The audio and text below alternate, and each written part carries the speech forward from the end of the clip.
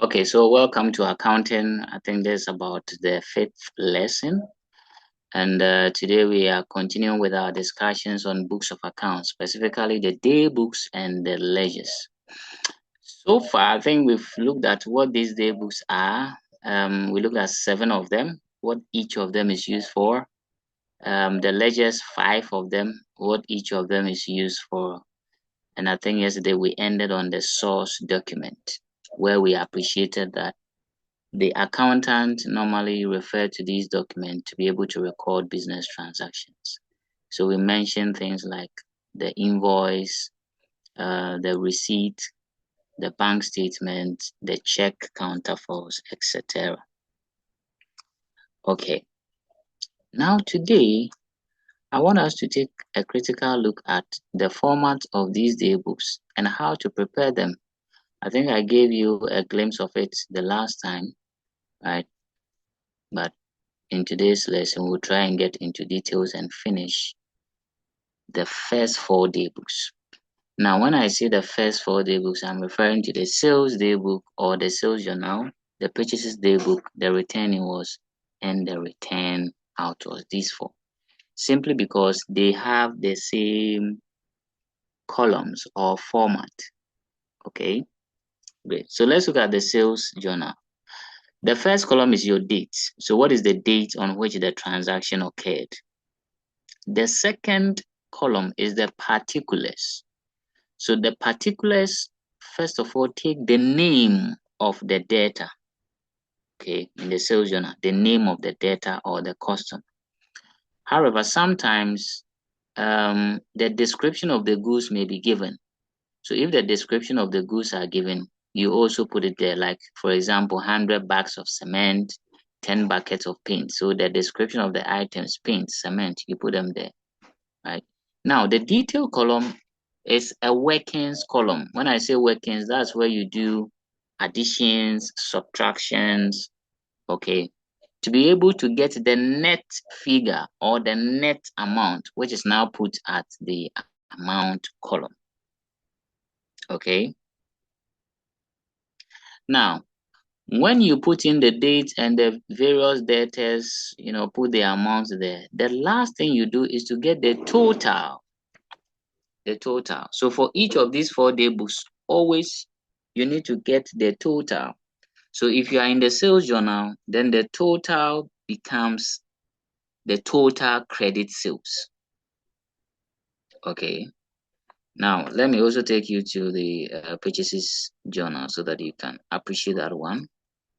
This is also the purchase journal. I told you, same format, date, particulars, details, and then amount. Okay. The return invoice and return outwards also have same. So let me go there. So you see the return invoice also has date, particulars, details, and amount. And then finally with the return outwards. Okay. Date, details, date, particulars,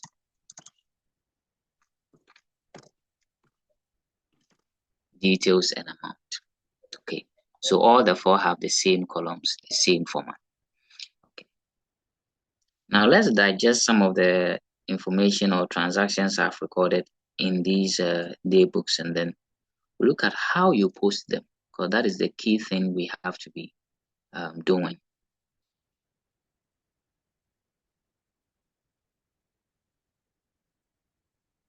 So let's take, for instance, now let me put some transactions here so that you can make meaning from what I've put there. 1st January 20 or 2002, sold goods to Kwesi on credit. How much? 2,000. Okay, Ghana cedis.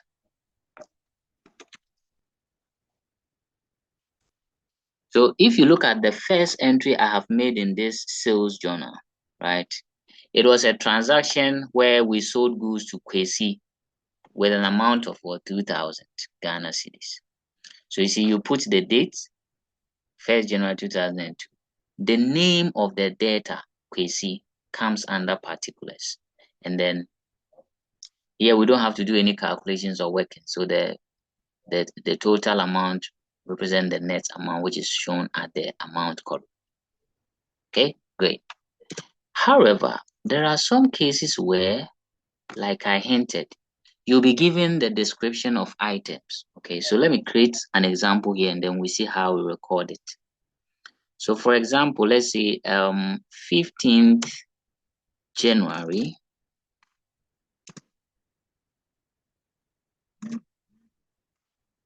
20, let me use 2002 because that is the data, or better, so let me clear the data from this day book and then we can record with the transactions I'm going to give. So sold goods to KK Limited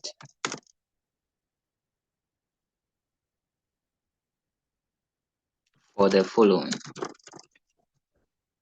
So we have 100 bags of cement at $50 per bag, and then 10 buckets of paint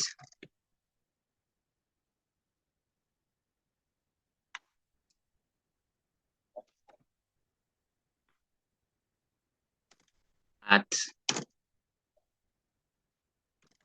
let's say, $200 per bucket.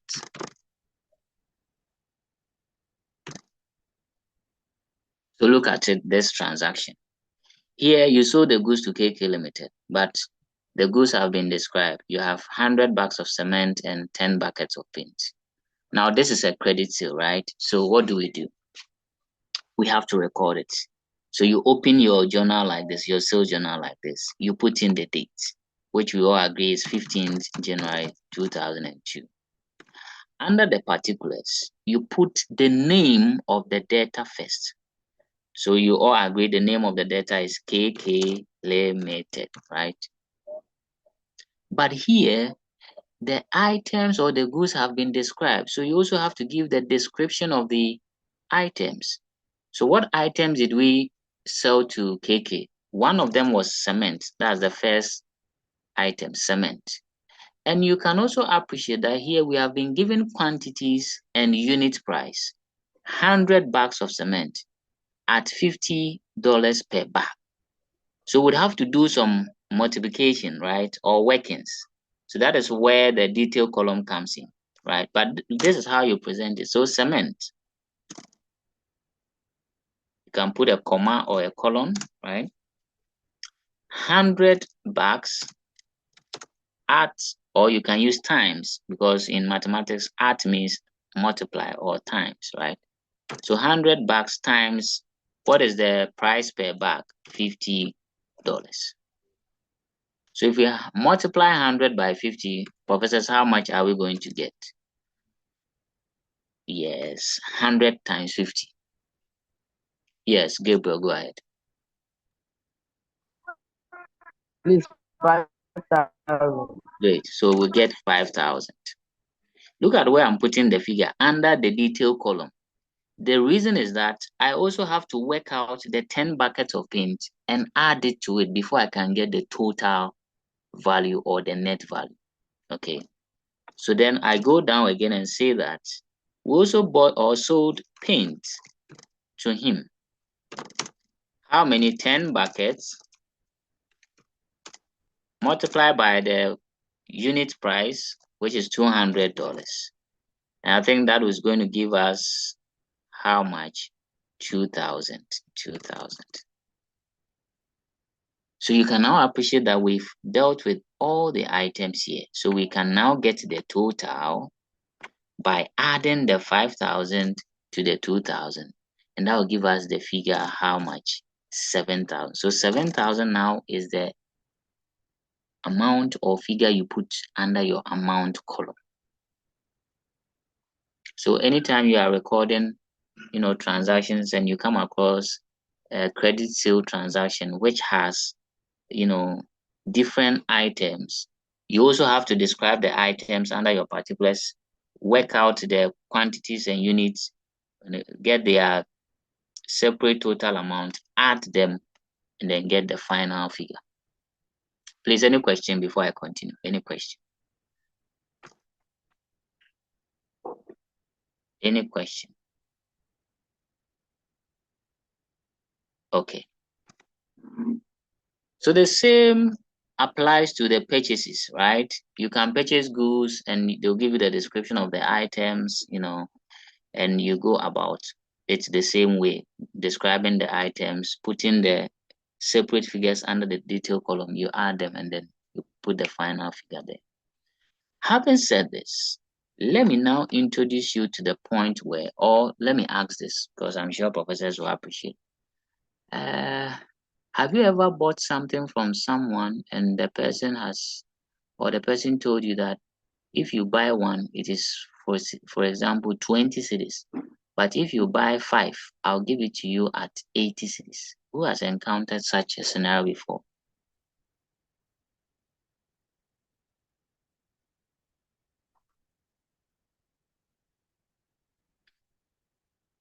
And the professor, so come the one, are you hungry? Yes, Christabel.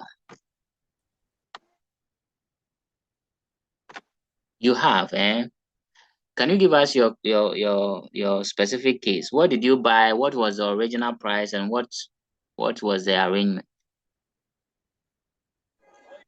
Okay, so I purchased yarns from a vendor, and one ball of yarn goes for 40 cedis. But then when you buy 5 balls of yarns and above, she gives it to you at 35 cedis per ball. When you buy 5 and above,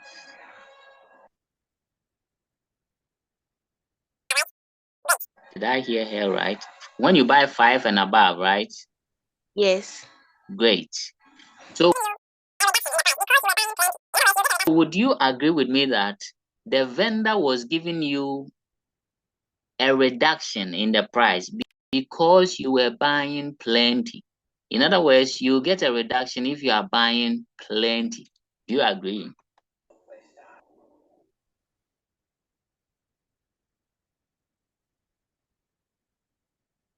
I think she agrees, and all of us agree.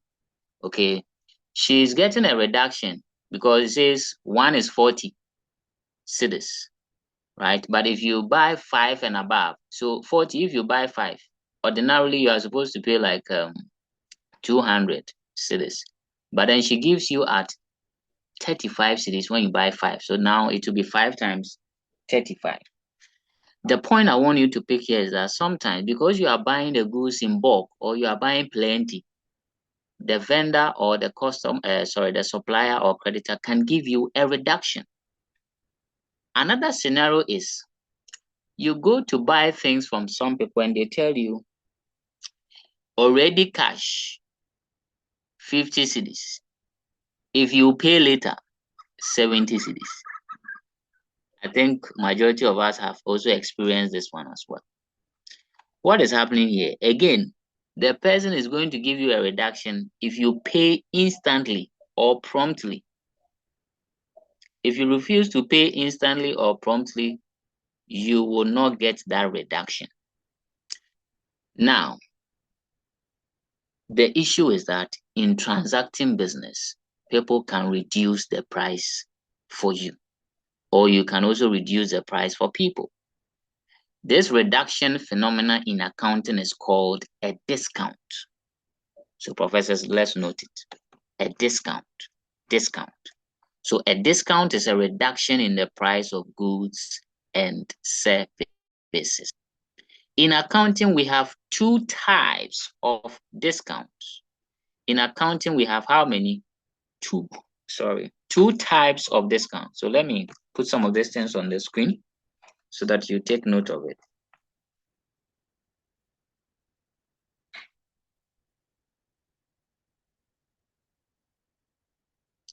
Let me increase my font size so that you can see as I write or type on this page.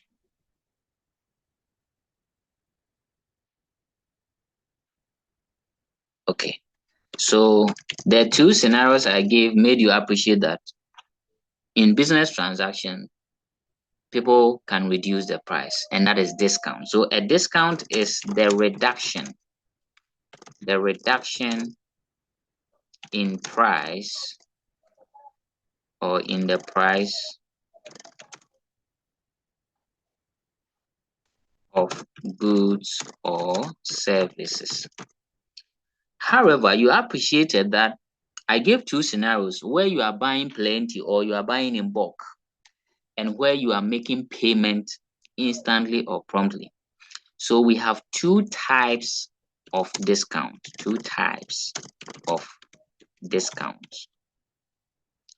Okay. The first one is called trade discount. And this type of discount or allowance or reduction is given for bulk purchases. So if you are buying plenty, that's why they say if you buy one, 5 cedis. If you buy two, 8 cedis. Ordinarily, if you buy two, you are supposed to pay 10 because one is 5. But because you are buying two, you are buying in bulk, they reduce the price for you. Okay. The other one, which is the cash discount, is given for prompt payment or settlement. Is the allowance or reduction in price for prompt payment or settlement. I don't know if you people came to experience this Abochi people. When they come to your house, they tell you, oh, my material is 100 cedis, but if you pay at the end of the month, it's 120 cedis. But people really don't take advantage of the discount. They say, oh, I'll pay 1 month, and then they pay huge sums of money. Okay. Now, under the cash discount, you see, cash discount come in two forms. Discount received and discount allowed. Discount received and then discount allowed. I think you've heard these words before. So discount received, this allowance is given to the business by creditors or suppliers. So when your suppliers or creditors, reduce the price for you because you are paying on time or you are settling your debt on time, that's a discount received. And we all know what it is. It's an income or a gain to the business.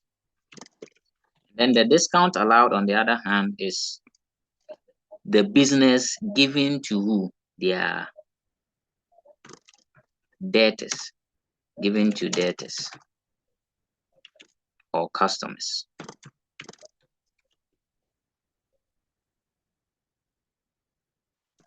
So let me say this is received from creditors or suppliers, and this is given to debtors or customers. Now, why am I talking about discount? It is important because this trade discount you are seeing here, most of the time, do not end up in our accounts. Okay? And we know the accounts are in the ledgers. They don't end up there. They don't go there. The cash discount goes into the account. So if you open the accounts of companies or the ledgers, you find this discount allowed, discount received, but you don't see a trade discount. You see trade discount in the day books or journals. So when you are preparing your day books or journals, you consider trade discount. And since it's a reduction or an allowance, what do we do to it? We subtract from the gross price of the product. So with all the plenty talking I'm doing, I want you to appreciate that sometimes if you sell goods to people, you can give them a trade discount. Likewise, if you purchase goods from people, they can also give you what? A trade discount. So let me, yes, I think there's a question. Let me pause for that. Prof. Gabriel, let's hear you.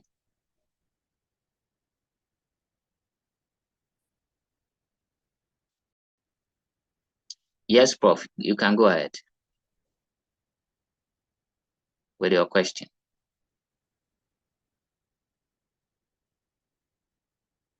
Or is it an error?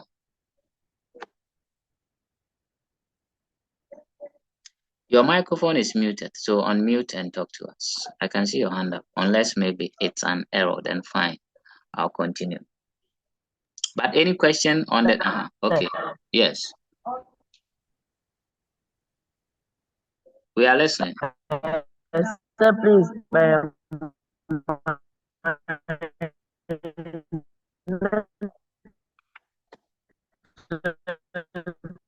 Was not that well. Like my network was not that well, so I made out on the discount, please. Okay, is it okay? So if you can hear me clearly now, a discount is an allowance, right? A reduction in the price. So if you are going to buy something from a shop, the original price is say 20 cedis, but because you are paying instantly, they say, oh, you pay 18 cedis. Then they have given you a reduction or an allowance for paying or settling instantly or promptly, right? And I also said there is another scenario where the price of 1 unit is, for example, 2 cedis. But if you buy plenty, let's say if you buy 10, they tell you it is 10 cedis. So you ask yourself, but if one is 1 cedi, then if I'm buying 20, it should be 20 cedis, but they are giving it to you at 10 cedi. What it simply means is that they are giving you a discount or a reduction because you are buying plenty. Okay, so that is the bulk purchases. When you buy in bulk, you get reduction in the prices. And I think if you have anybody doing business, you can ask the person that if you buy plenty of raw materials or goods from people, they give you discount for buying plenty. Okay. So that was the discount bit I was talking about. So I said we have two types of discount. One is trade discount. The trade discount is given when you buy in bulk or when you buy in large quantities. And the cash discount is given when you make prompt settlement.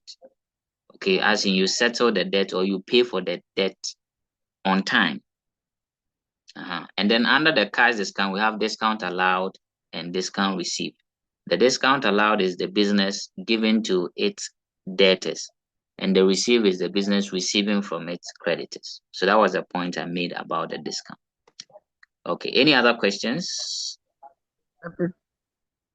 Okay. So you see the same scenario I used here, right? Let me add that this sale to KK Limited is subject to, for example, 5% discount. Okay, the discount is normally given in percentages. Okay, 5%, 10%, depending on what the company wants to give. Sometimes they can give it to you in value form, let's say 100 cedis or whatever. But most of the time, I think you see it as percentage. So let's say subject to 5% discount. So how do you know that this is a trade discount? It is a trade discount because here the person is not making any payment. Okay, the person is buying goods from you, or we are selling goods and we are giving a reduction. So since there's no payment involved instantly, this is subject to a trade discount.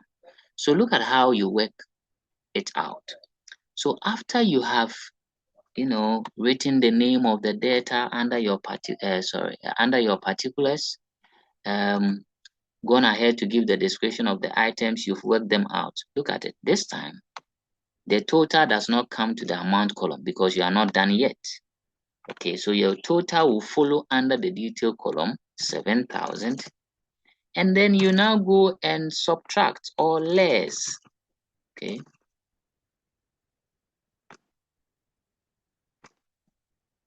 So you less the 5% discount. Okay, you can show the calculation here. So that will be 5%. 5% times or multiply by the 7,000. That's what it means. So you find 5% of the total value. Okay, and please, those with calculators, help me here. 5% times 7,000. What are we getting? I think it should be my mathematics teacher. 5,000. Please, so 7,000 times 5%. What did you get? 35,000. Hey, are you sure, Gabriel? Let me call another person to confirm or otherwise. Prof. Catherine. Yes, Joris. 3,000. 3,500. Hey, my professors, are you sure you are doing the correct, Prof. Christabel? 350. Exactly. $350. Please, you are accountant, so if you don't calculate these figures well, you can have issues with your auditors. Okay. So 5% of 7,000 is, yes, indeed, 350. So you now subtract that discount from it. Remember, we are lesson. So it will be 7,000 minus 350. And I think the final figure then becomes, let me ask my professors the way they are calculating. Prof. Fifi, Nati, how much are we going to get? 7,000 minus 350. Or whoever has done the computations can give us the figure.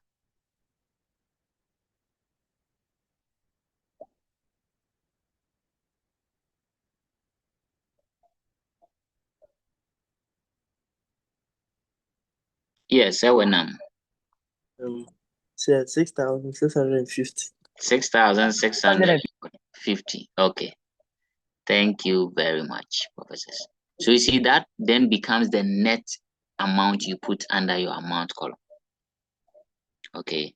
So you see, professors, I've given you 3 categories of transactions. You may have to work it. One of them, you are given the date, the name of the data, and the amount involved. You don't have to do any calculation.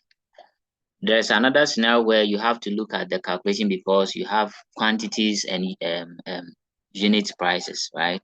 And you have to work it out. And cases where you see discount, trade discount, you have to less before you get the final figure. I hope that is clear. Great.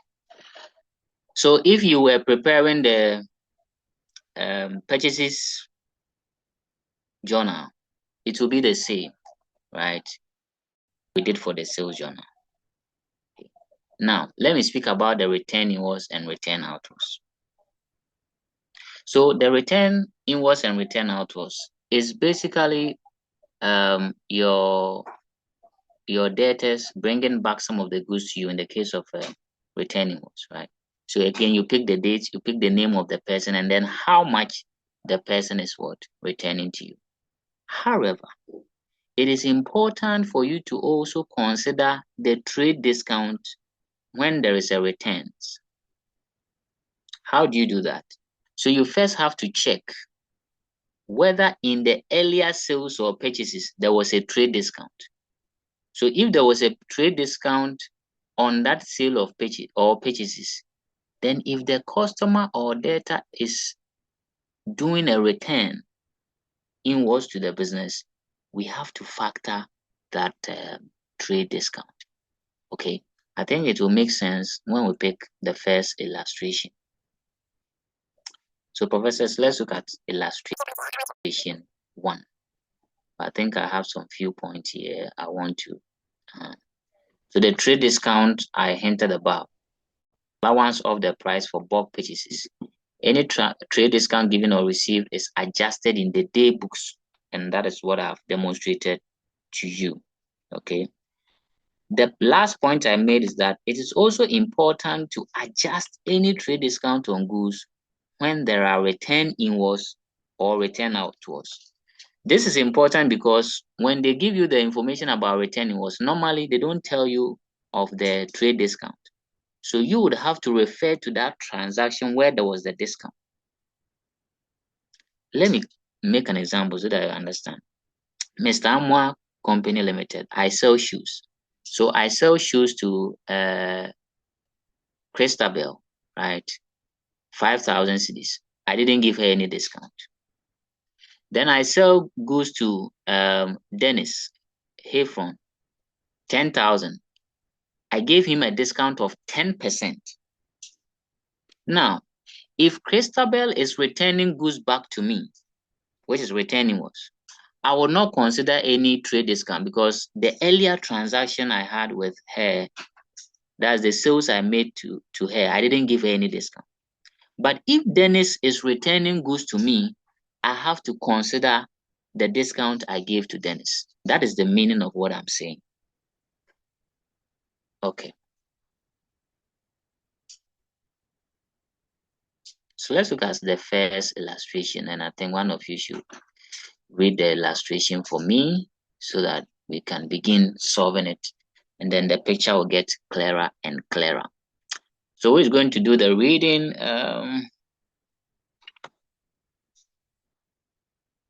Should I appoint or someone will voluntarily read it for us?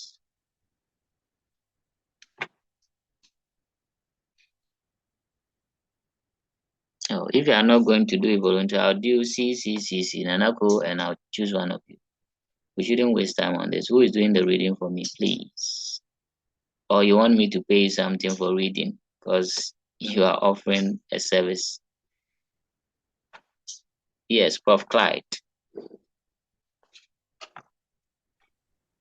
Jason Anwa Jr., a sole trader, made the following transactions in January 2018.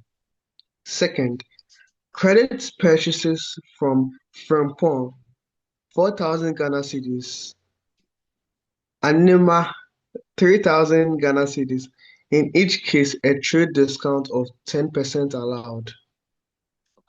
Third, sold to Mercy on credit, 200 red balls at 10 Ghana cedis each, 500 black balls at 5 Ghana cedis each, invoiced subject to 10% discount.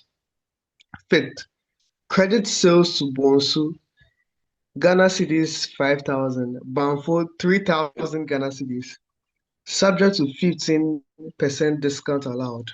10th, credit purchases from Agbevi, 150 red balls at 10 Ghana cedis each, 320 black balls at 5 Ghana cedis each, 15th, credit sales to Mensa, 4,500 Ghana cedis. 20th, Jason returned goods to Enima, 200 Ghana cedis, Agbevi, 500 Ghana cedis. 25th, Bonsu and Mensa returned goods worth 1,000 Ghana cedis and 400 Ghana cedis, respective to Jason. 28th, credit sales to Banfo, 600 Ghana cedis. 30th, credit purchases from Frempong, 3,000 Ghana cedis, and Agbevi, 2,200 Ghana cedis. Okay. You are required to A.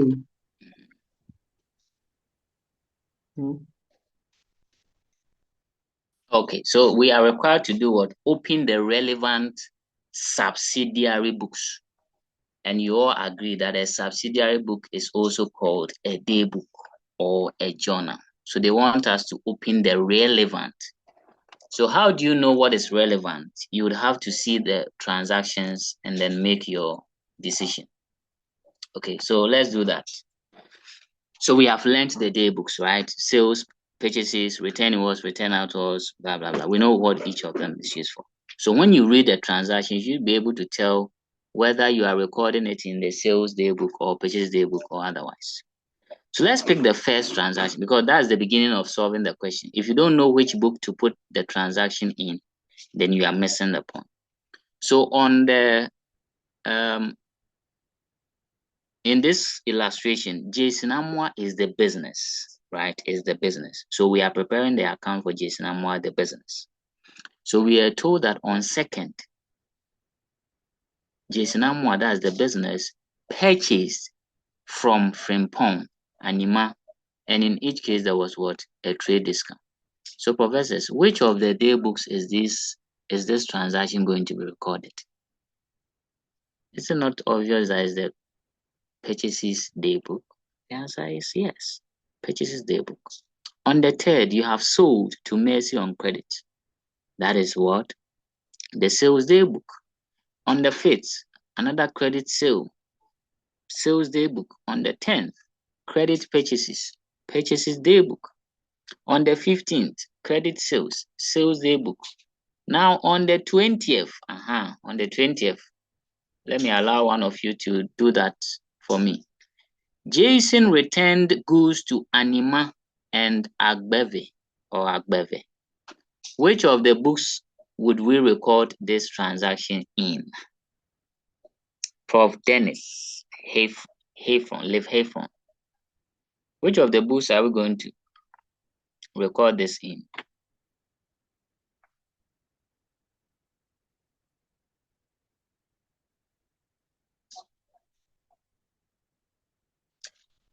Today, my professors, I don't know. Are you okay? Have you eaten or you are hungry? Let me know. Yes, Prof. I think. Okay, Prof. Fidel.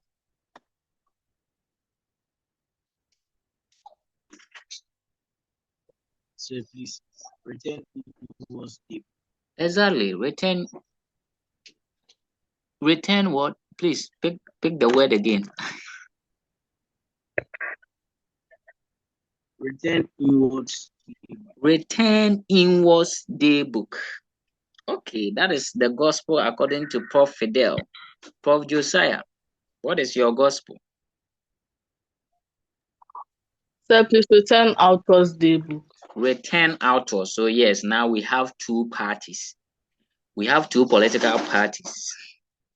Return inwards party, return outwards party. Please, all those in favor of return inwards party, put up your hand. Return inwards, put up your hand. Okay. Return outwards.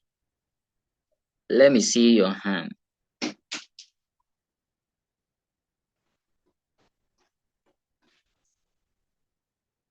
Oh, some people are not showing your hands. So is it that you are not in class or what? Let me get those people.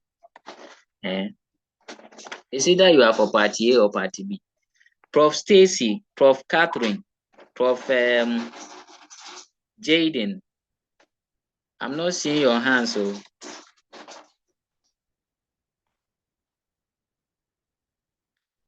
Okay. I've seen Gabriel, Ewenam, Jorish. I'm still waiting for Prof. David. Okay, I've seen Christabel. Prof. Dave, which party are you voting for? Return inwards. Return inwards. Okay. Let me get there. Prof. Catherine, which party?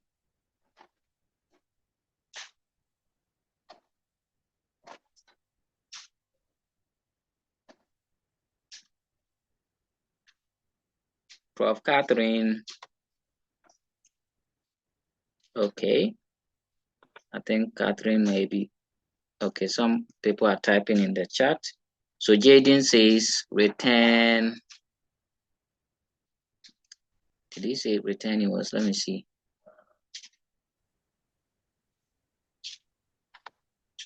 Because it's important for me to know. Okay, Jaden says return inwards.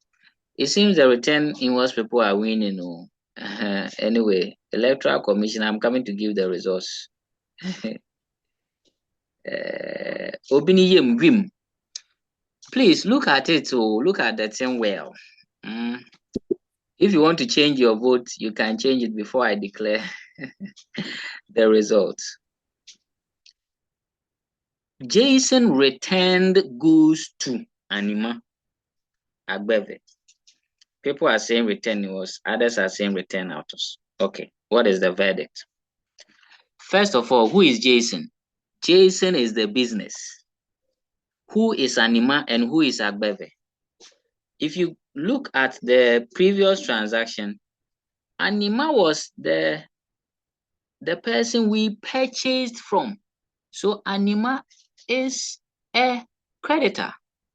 So Jason, the business, was returning goods to the creditor. As a matter of fact, the word to should even tell you whether it's inwards or outwards. So Jason, the business, is returning to a supplier. That is return outwards. So return outwards party, congratulations. Return inwards party, go and do another campaign and wait for the next 4 years.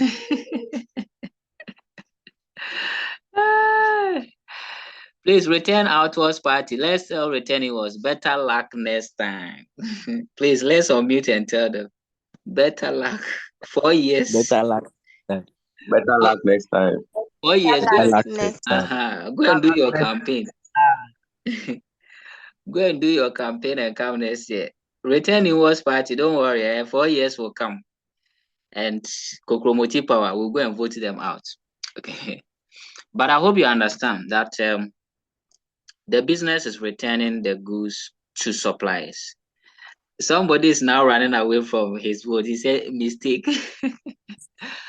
Okay, so that's awesome. Well, so I hope, but if you are still confused, let me know so that I give you deeper.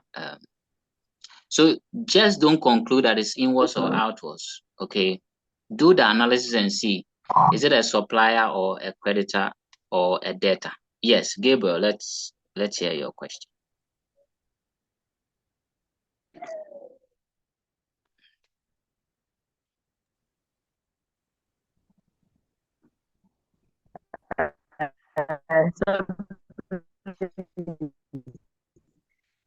It's not like a question, but I'm just saying that my internet just came back on, so like I didn't see all the transactions. Oh, sorry about that. I think that don't worry, since I'm recording, I'll share with you. I'm sorry about your network, but try and move with us. I'll try as much as possible to probably make you get the picture we are painting, so that you don't get lost. But I think it will be better when you watch the video so that you don't miss some of the key points. Okay. Okay. Thank you. Yeah. So, professors, let's begin so this one on the 20th, that's return outwards. Then let's look at the next one. It says Bonsu and Mensah return goods worth 1,400 to Jason.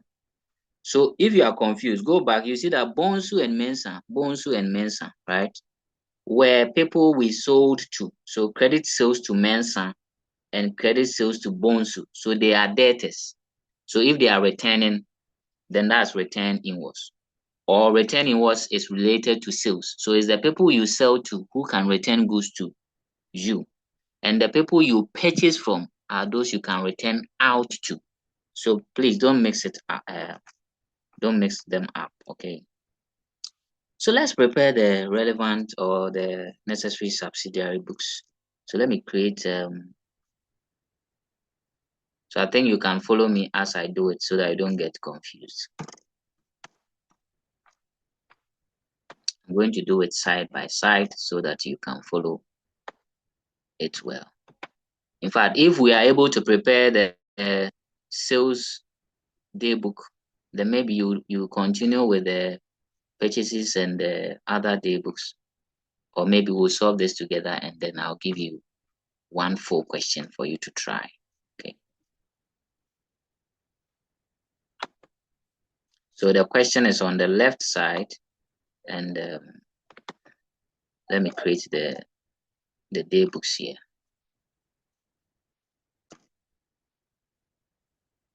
Okay, I have already solved this question, so let me see. Let me copy the table. My work will be easier for me.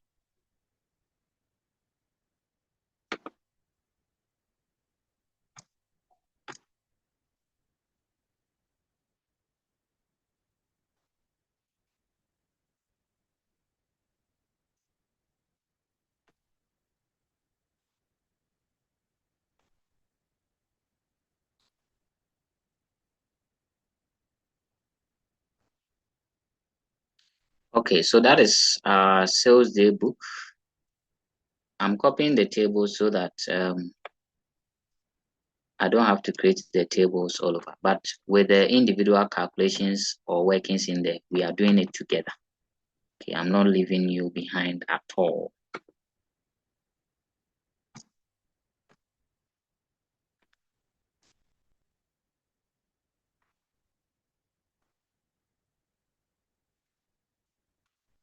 Okay, so let me add the return invoice and return outward. So the necessary subsidiary books are these books that we have to prepare, right? Which is the sales journal, purchases journal, return invoice, and return outwards. In fact, if we finish this question, you should be able to, solve questions on these 4-day books. And it's highly examinable. WAEC has been examining or asking students to prepare these day books. So please follow me as I do it. If you have any question, feel free to ask. Okay, so I now have all my 4 tables here, right? So it's always important when you are solving a question, it's always important to write the name of the business. I'm sure your teachers have been, emphasizing this point. So it's always important you get us the name of the business. So this business is for Jason Amwa. So we have to put the name there, Jason Amwa. So in the books of Jason Amwa, or you can simply write Jason Amwa and underline it. Put it in the middle of your paper. Okay.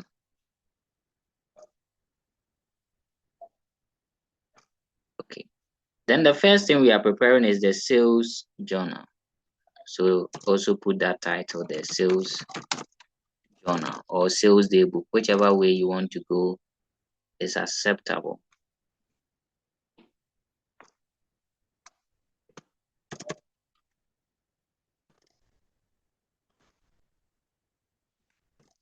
Okay. Then the other ones, to name them as well. This is the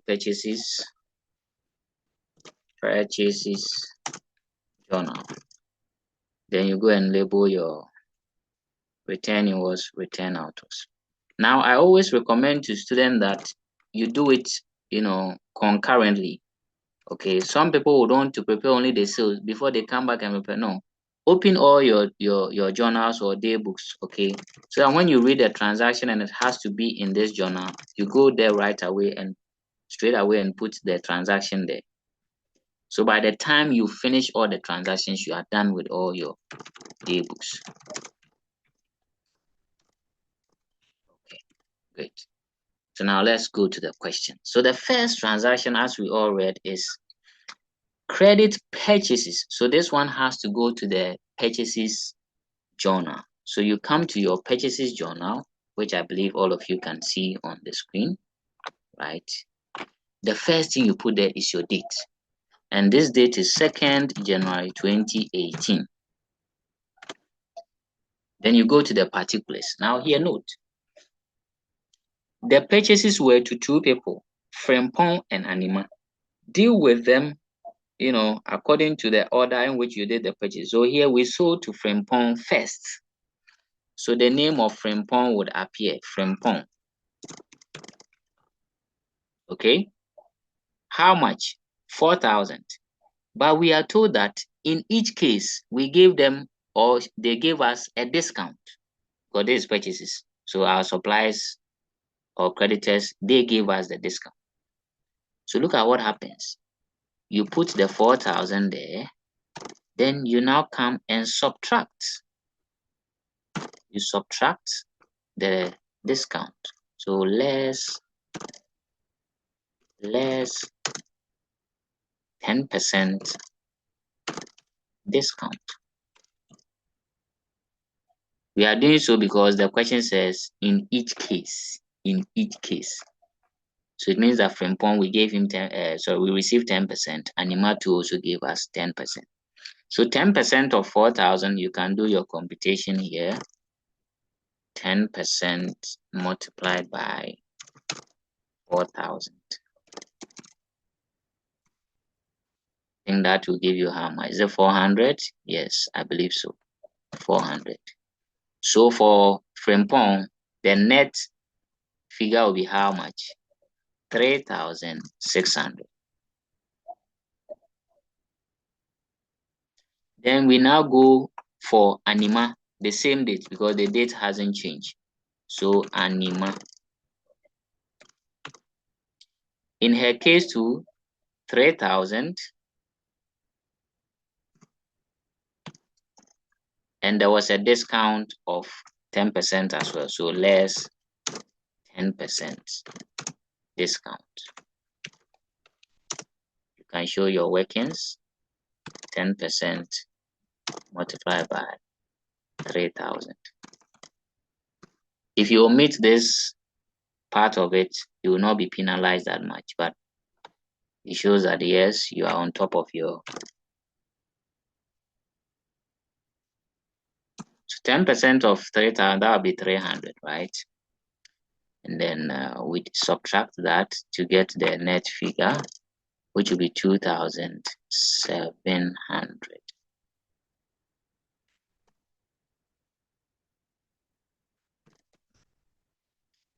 And that is it for this transaction. Now, things I want you to pay attention to is, you see that I didn't add the two figures. So I dealt with each supplier or creditor separately. And that thing is very, very important. Some students say, but the discount is 10%. So let me add the 4,000.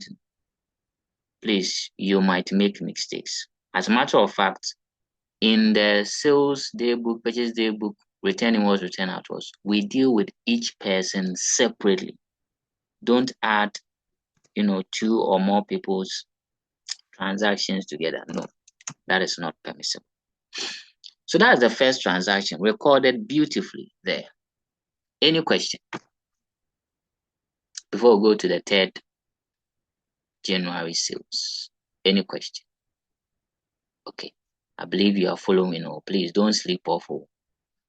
Today I've lowered the contribution from your end because I need to take you through so that you can understand, but don't sleep on me. Please let me hear from all of you. Sir, we are not sleeping. Unmute your mic because your silence is giving me indication that some people want to doze. Yeah, we are not sleeping. Sir, we are not sleeping. Thank you. We are not sleeping. We are not sleeping. They are sleeping. Yes. Okay, Nicole. They are sleeping. Somebody says he is sleeping. Nicole, let's hear your question. Sir, please, can you write the 3,600 under the details column? Like after you're done writing, calculating the 400 minus 4,000. Okay, so let me write the 3,600. Okay, so you want to write it here, and then finally what happens? Then we write it at the amount column. That will be duplication, so avoid the duplications, okay? It makes your work look presentable, okay? Because if you put 3,600 here, then you come to the amount column, it makes it so, nice or work nice, something which is there, okay? So when you are sure of the net figure, you put it under the amount column. And please follow the arrangement too. Some people, in fact, some students, the way they arrange their work, like they'll write less discount here, but then the 400 will be hanging somewhere in the middle here. Try and make your work linear, like they should follow. Nicole has another question. Please, let's hear you.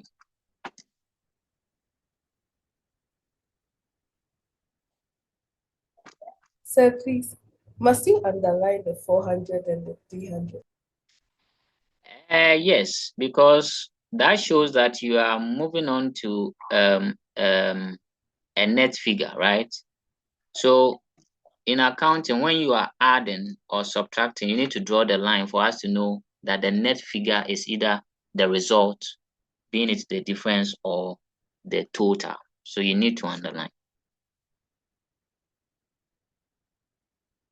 Okay. Gabriel.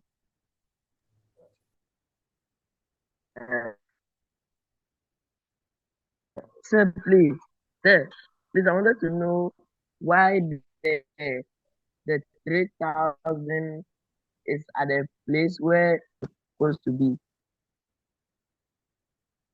Okay, so the 3,000 for Anima. Is it this one you are asking about? The 3,000 for Anima? Yes, please. Or where? Is it the 3,600 here? Or this one?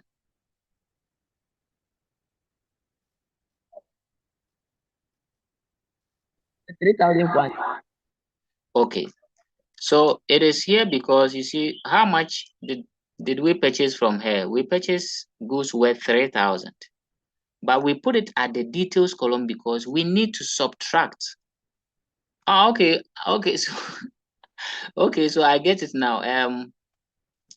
The less discount is next to the 3,000. That's why. So you see the arrangement I'm talking about.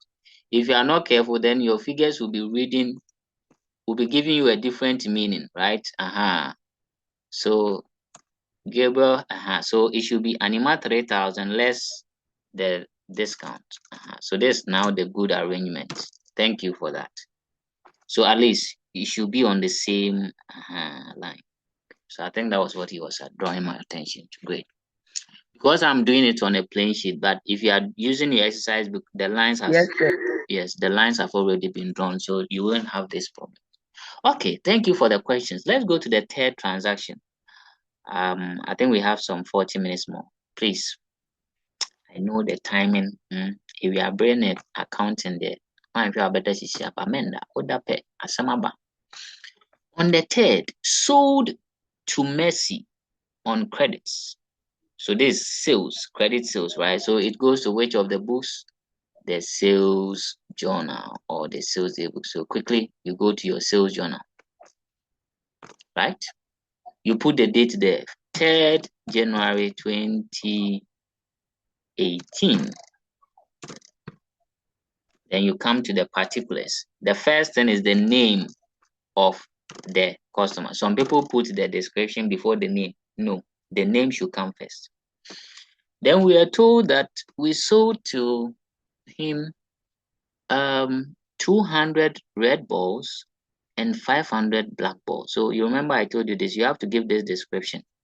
So the first item was red balls. Red balls, right?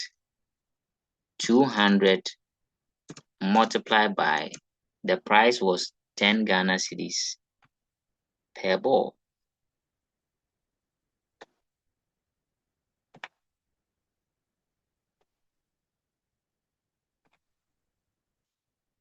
So you multiply by 10 Ghana cedis. And that will give you how much? 2,000. At this point, you can't write it at the amount column because you have other things to add on, and even there is a discount for you to subtract. So you put it at the detail column, right? So this will be 2,000 Ghana cedis. Then you move on. The next item was black ball. So black balls.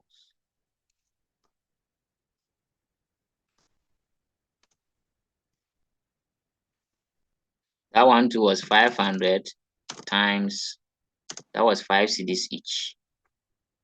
5 Ghana cedis each. So that will be 2,500.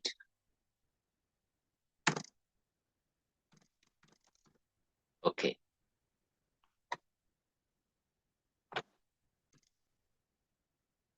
Please, I hope you are following. Okay. So we have given the description of the items and the amount involved. Now the next thing is the invoice is subject to 10% discount. So before we can subtract the discount, we need to add the two figures, right? So 2,000 plus 2,500, that'll be 4,500. So this is where you need to underline the 2,500 because you are adding two figures to get the 4,000. Okay. So now after getting the total, we can less the discount, right? So we come here and write less trade discount of 10%. So less 10% discount.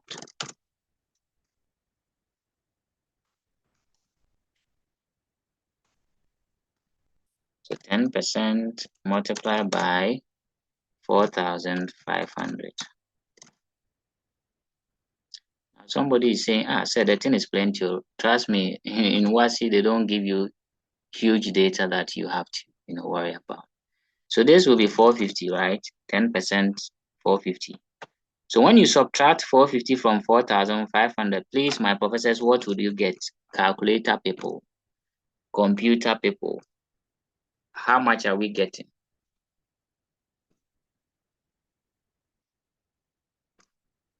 4,500 minus 450.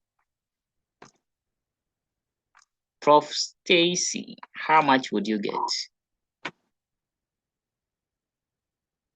Okay, Josiah is ready, but let me hear from Stacy and then I'll pick a confirmation from Emmanuel and Josiah. Prof. Stacy, are you there or you are sleeping on me? Oh?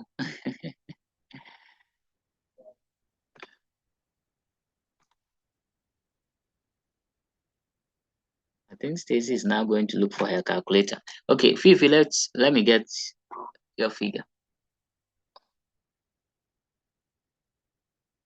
Sir, please, 4,050. 4,050. Prof. Catherine, is it the same figure you had? Yes, please. Okay, and I'm sure Joris had same. Thank you. So now the 4,050 becomes the final figure, which is the net figure. So 4,050. You put it at the amount column. Okay? Yes, Gabriel, let's hear your question.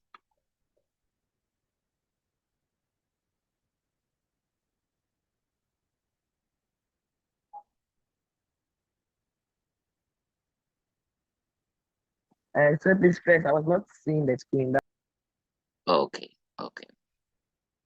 Thank you. So we are done with the third transaction. Now we go on to the fifth transaction. So because of time, I would run through a bit. So permit me to do that. But at least the first two has given you an understanding of how you go about it. So on the fifth, we have credit sales to Bonsu and Banfo, subject to 15% discount allowed, right? So I think to be faster a little, I can now copy the full table for you to appreciate. So this transaction was credit sales, so it should be in the sales journal, right? So quickly, you put the date there, 5th January 2018. The first person is Bonsu, so you put the name there, Bonsu. The amount involved was 5,000. However, we need to subtract 15% discount. So you less 15%, okay, and 15% of 5,000. Those who have the calculator, please help me with the figures. So 15% of 5,000, is it Prof. Gabi? I think Gabi hasn't spoken today. Prof. Gabi, 15% of 5,000.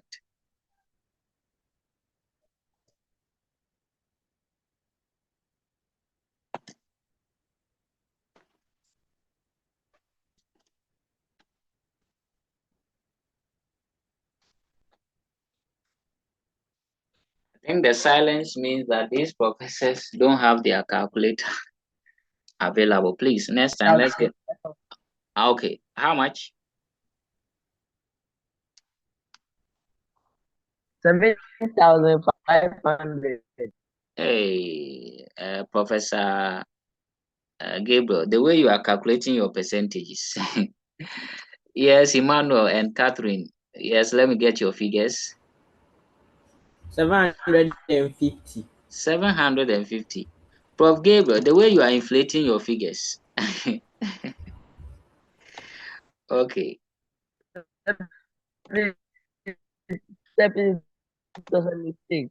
Yo, make sure you don't take.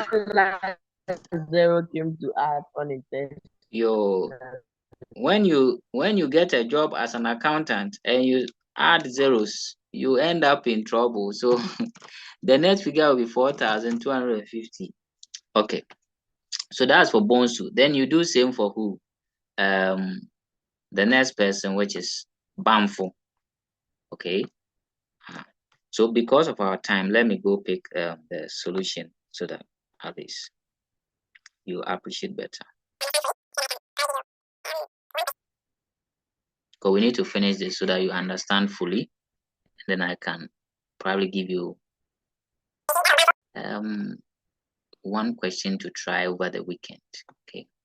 So you see that of Bamfo, 3,000, then we less the 15% discount. 15% of 3,000, that would be 2,550. Okay, great. Then you put that figure also there. Then we move on to the next transaction.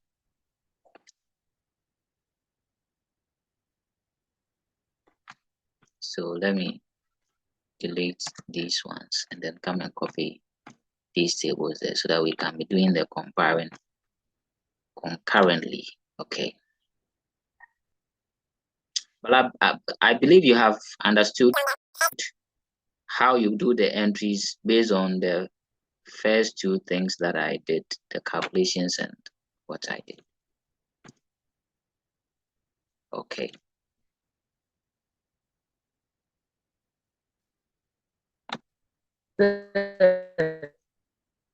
Please, I want to see the sales. Okay. So now let's move on. So the next transaction is on the 10th. That is credit purchases. So that will go into the purchases daybook. So let's go down to our purchases daybook, and it is here. So on the 10th, right? On the 10th, you put the date, the name of the supplier or creditor is Agbeve. You put the description of the items, 150 Red Balls multiplied by 10 cedis. Okay, you get your 1,005. Do that of the 320 black balls at 5 cedis, you get the figure 1,600, right? You get the total, then you less the discount, and you get the final figure. So it's always the final figure that goes to the amount column. On the 15th, you have credit sales to Mensa. So this will go into the sales daybook. So look at it, 15 January 2018, right? The name of the debtor is who? Mensa. In this case, we didn't do any other, workings or additions and subtraction because there's no discount, there's nothing. So you put the figure straight away under your amount column where there are no issues for you to work out anything or subtract any discount. So Mensa, 4,500. Then you have 20th, which was the return outwards. So we are told Jason returned goods to Anima and Agbeve. So this is return outwards. We all agree to that. So you go to your return outwards book. Return outwards book. Now pay attention here. Goods returned to Anima, 200. This is what I said, that you have to check the previous transaction with this Anima. If there was a discount, then even though nothing is said about discount on the 20th, you have to consider. So look, if we go back, the transaction we had with Anima, there was a discount of 10%. So if we are returning goods to Anima 200, then we have to consider that discount of 10%. So we will less it from it. That is why in the return outwards, 20th January 2018, we returned goods out to Anima 200, but we are lessing 10% what? Discount. But in the case of Agbeve 2, you have to check. So if you check Agbeve's scenario 2, there was a discount. So that is why for that particular return outwards 2, you have Agbeve 500, and we are lessing the 10% discount on that returns 500. Okay.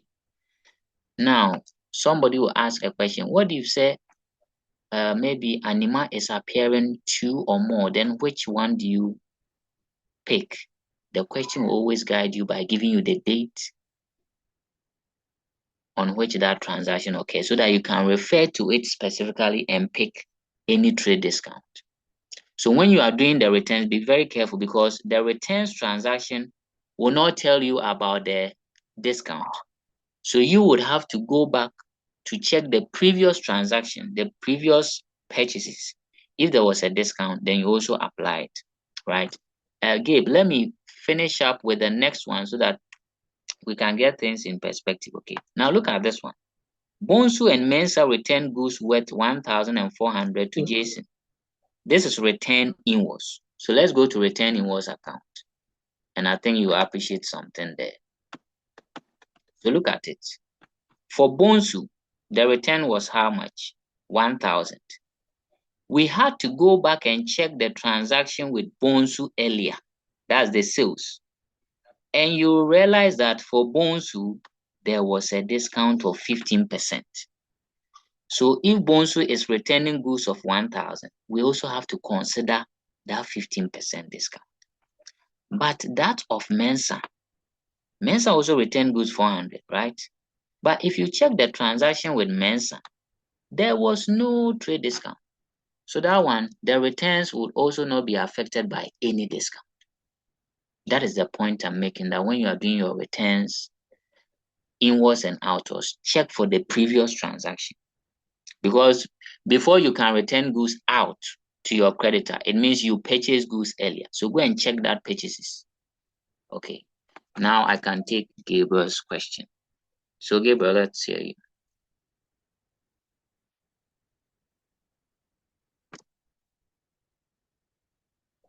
Please, I wanted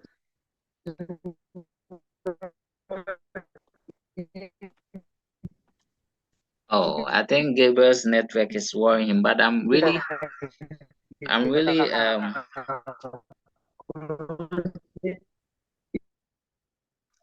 yes,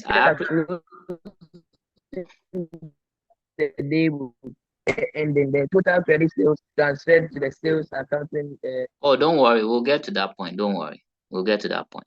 So let me pick a question from Nicole. Sir, please, can you go over the return inwards and return outwards? Okay. The discounts. So Nicole, the point I'm saying is that normally when they give you that return inwards and return outwards transactions, they will not tell you to less any discount. Okay. Like you see in the case of Jason, return goods to Anima 200, Agbevo 500. They will not tell you anything about less discount. And look at the return inwards from Mensa and Bonsu. Nothing was said.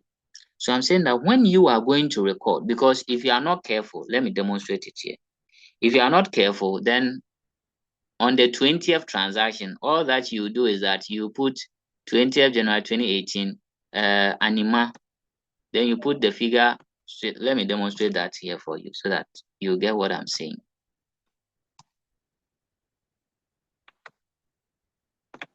You would have just done this Anima. Then you put the figure there 200, right? And that of Agbeve. I want you go and put it straight away 500. If I'm marking, you lose all the marks here. Why? Because if you check the transactions with Anima and Agbeve previously, there was a trade discount. So if you are returning goods to them, that amount should be subject to the trade discount. That is why we put the 200 for Anima here and we subtract the discount. So you see that you get the discount percentage from the previous purchase transaction. So we less that. For the case of Anima, I think Anima, you have to go back as far as to the first transaction, right? 10%. So you less the 10%. Okay, discount, which will be 20. Okay, and when you less that 20 from the 200, your true or net return amount will be how much? 180. So that's the point I'm making. Then that of Agbeve 2. there was a 15% discount in the earlier purchases from her. So we have to consider it if we are returning goods to her. So you see that this was not the case when we go to the return invoice, right? Because one of the transactions didn't have any discount issues. So the return invoice, that was the goods returned by Mensa and Bonsu, right? 25th transaction. Bonsu and Mensa returned goods house. In Bonsu's case, we less a discount because when we go back to the sales to Bonsu, right? Credit sales to Bonsu, there was a 15% discount allowed there. Okay. But that of Mensa, we didn't charge any discount because the earlier sales to Mensa, there was no discount. So that's the point I'm making, that when you are looking at your returns, be sure that the previous transaction, there was no trade discount or there was, so that you effectively also adjust. If there is a trade discount, you also adjust. Nicole, I hope it makes sense now. Yes. Okay, great.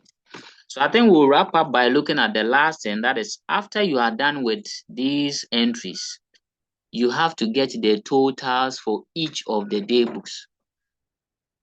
So if you pick your first book, which is the sales day book, you have to sum all the amounts and get the total.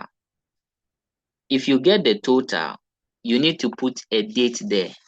The date is normally the closing date of the period. The closing date of that period. So here it was January. So the closing date for January is what? 31st January. So your total would pick the closing date of that month. Remember, we said that you do the recording on daily basis, then you do the postings at the end of the month. Now you need to give a description of this total. And you all agree with me that this total here is total credit sales. And we have to transfer or post it to the sales account in the general ledger. Okay, and I think I remember speaking about the ledgers and what goes into them, right? The same way, when you get your purchases day book, you get your totals, okay, the total here, you use the closing date. The narration is total credit purchases transferred to purchases account in the general ledger. The same way, when you get your return invoice or return outwards, you get the total, you give the narration, total return outwards transferred to return outwards account in the general ledger.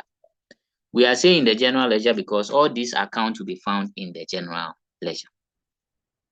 So then that ends your preparation of the day books. Okay, any question? So hopefully next time we'll look at posting it to the ledgers. Today we are just looking at preparing it. The next time we'll look at posting it to the ledgers. Let me pick questions and then we can wrap up for today's class. Question time, professors.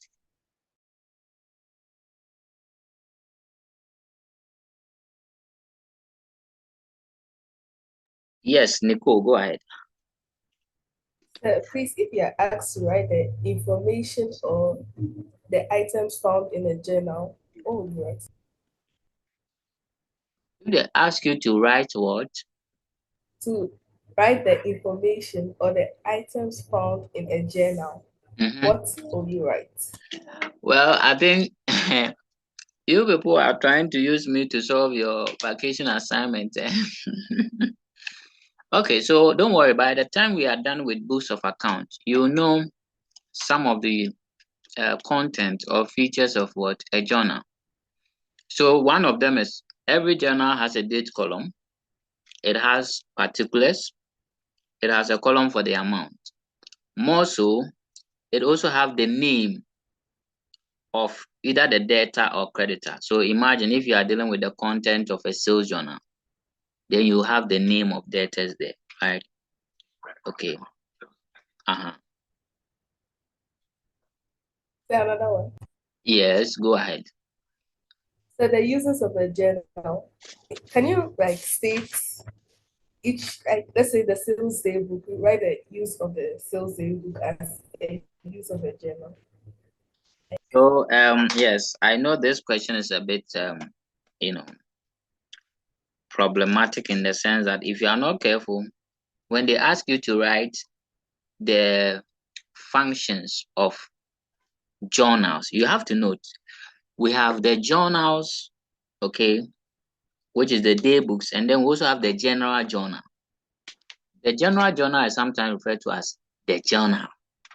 So you need to know what the question is referring to. Is it asking you for the functions of the general journal or journals in total? If it's about journals in total, which is the day books, then their functions are the following. Okay. It is used to record transactions on daily basis. It gives details of a transaction. It gives proof of a transaction, or it gives a permanent record of transactions from which we can post to the ledgers. Some students make the mistake of saying, oh, they are used to record credit sales, they are used to record credit purchases, they are used to record. No, that one, those uses are specific uses of certain journals. So don't worry, I know of all those gymnastics or questionastics. So I'll bring it on board and we'll have a better perspective or clearer perspective. That's why I say by the end of the lessons on books of account, you'll be in a better position to answer your vacation assignment questions. Okay. Okay. Yeah, you are welcome. Any other? So professors, at this point, your teacher, I have the conviction that if I give you a simple question for you to prepare maybe only the sales journal, you can prepare it. Is that a yeah or no?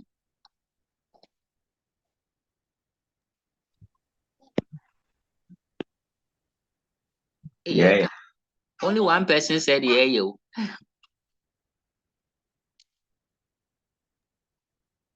Yeah. Two people.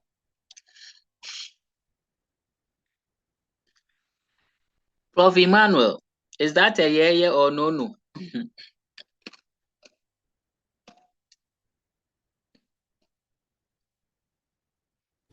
Yeah.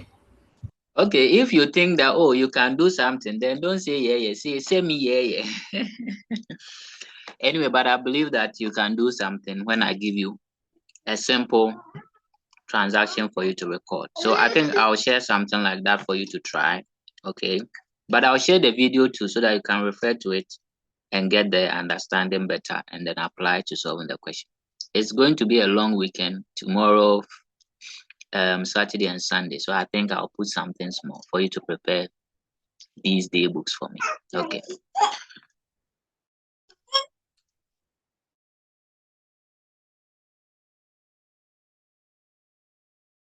If there are no questions, then professors, I think we'll wrap up. Today we've gone deeper into preparation of the 4-day books. And I want to believe that at least you appreciate everything that we did. On this note, thank you very much. I will see you another time. Bye-bye. Bye. Bye. Bye.